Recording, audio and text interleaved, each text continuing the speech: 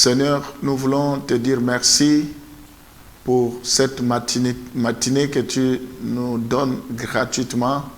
Nous ne méritons rien, c'est par ta grâce que nous recevons toutes choses moyennant la foi. Nous voulons te bénir parce que la Bible dit dans les derniers temps, les gens auront faim, ils auront soif de ta parole. Seigneur, nous voulons ce matin écouter ta parole. La Bible dit, l'homme ne vivra pas seulement de pain, mais aussi de toute parole qui sort de ta bouche. Voilà pourquoi nous voulons que toi, tu puisses nous diriger, nous orienter, nous guider tout au long de la journée. C'est pourquoi nous voulons écouter tes instructions, parce que ta parole, c'est comme une lampe à nos pieds. Dirige-nous, conduis-nous maintenant, que ta parole puisse nous vivifier, nous encourager. La lettre tue, mais l'esprit vivifie. Fortifie-nous au nom de Jésus. Nous t'avons ainsi prié. Amen. Nous allons voir le deuxième personnage dans Apocalypse chapitre 13, le verset 1er. Puis je vis monter de la mer une bête qui avait 10 cornes et 7 têtes. Et sur ses cornes 10 diadèmes, et sur ses têtes le nom de blasphème. Nous voyons ici que la bête montant de la mer, la première bête, nous avons vu que c'était le dragon qui est Satan lui-même. Alors ici, nous voyons la bête montant de la mer.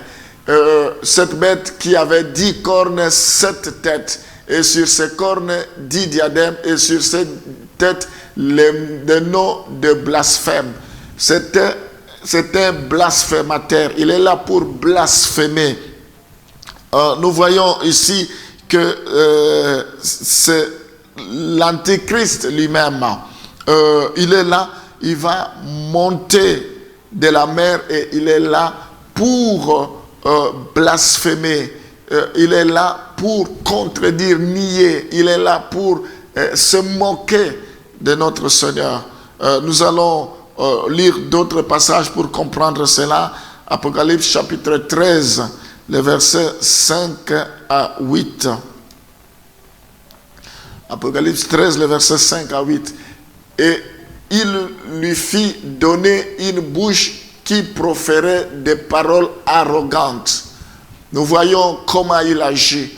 Cette bête qui est montée de la mer, que nous identifions comme l'Antéchrist, la Bible dit, il lui fit donner une bouche qui proférait des paroles arrogantes et des blasphèmes.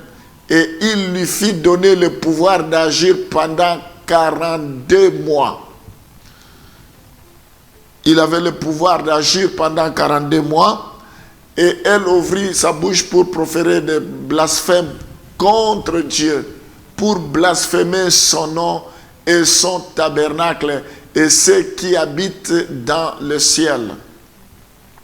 Et il lui fit donner de faire la guerre aux saints et de les vaincre, et il lui fit donner autorité sur toute tribu, tout peuple, toute langue et toute nation.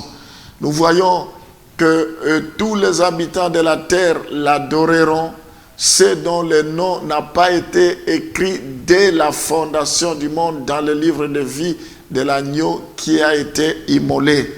Mais bien aimés, nous devons comprendre que avant que nous venions au monde, Dieu nous connaissait. Lorsque nous étions dans le sein de notre maman, Dieu nous avait déjà choisi. C'est ça la différence. Parce que la bête montant de la mer, qui est l'Antichrist, aura une mission.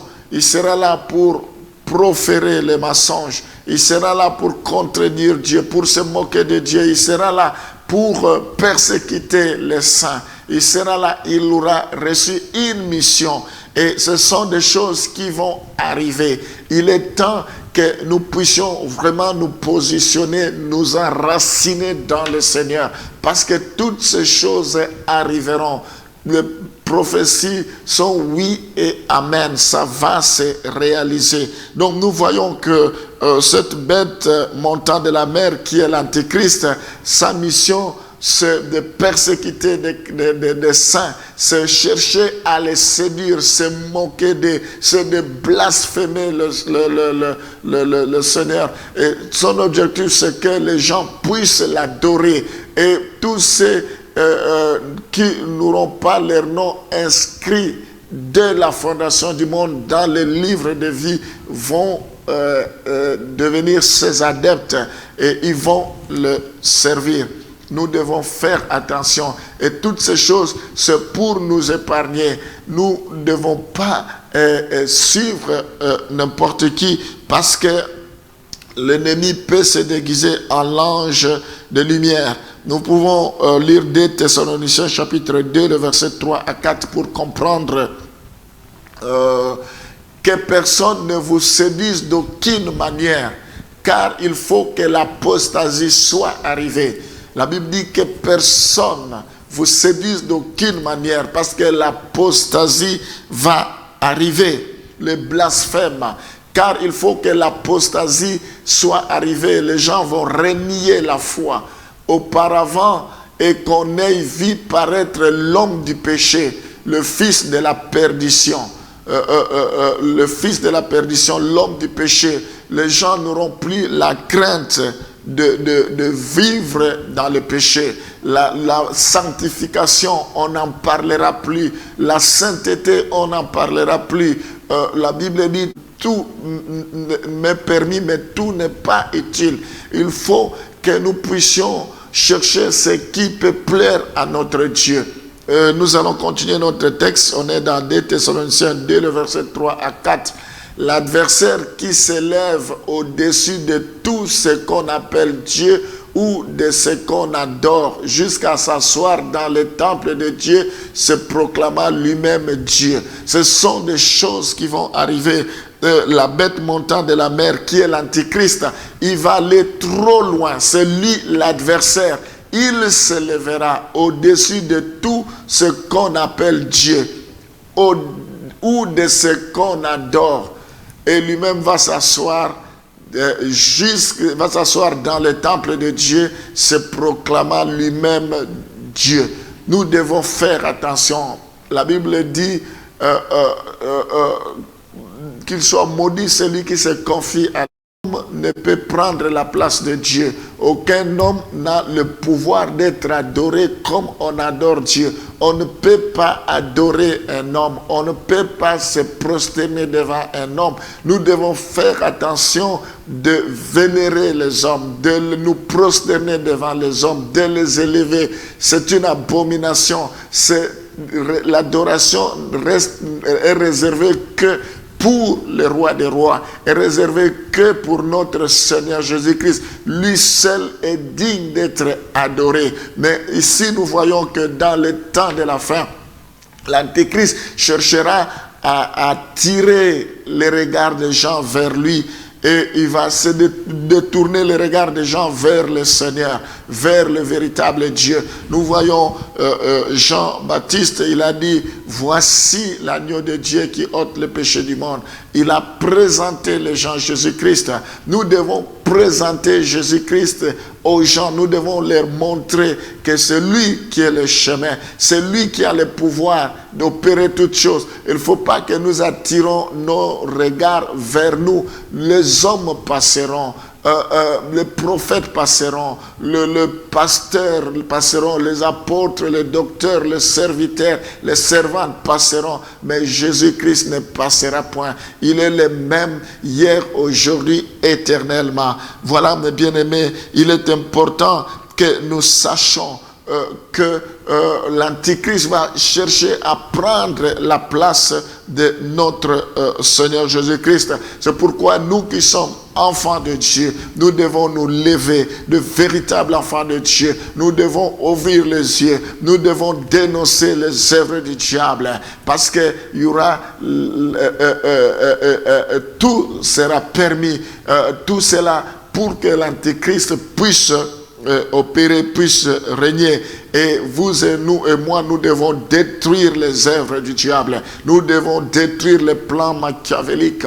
Nous devons nous opposer à toutes les stratégies de l'ennemi.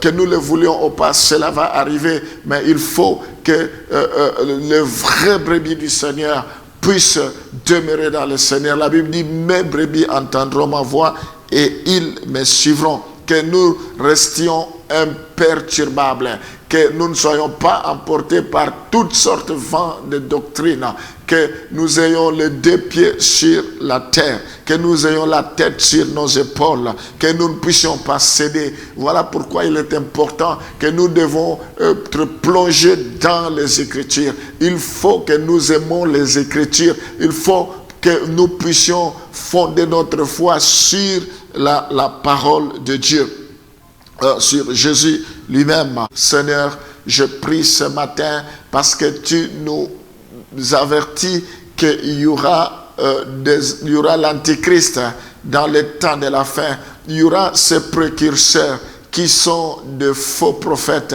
Il y aura des gens qui viendront pour dire qu'ils sont des Christ. Je prie pour que tu puisses nous épargner, que tu puisses nous protéger, que tu nous donnes un esprit de discernement pour que nous discernions le vrai et le faux, que nous ne puissions pas nous laisser emballer, que nous ne puissions pas nous laisser séduire par toutes sortes de propos qui ne t'honorent pas. Oh Seigneur, je résiste contre tout esprit de séduction, contre tout esprit d'aveuglement, dans le nom de Jésus.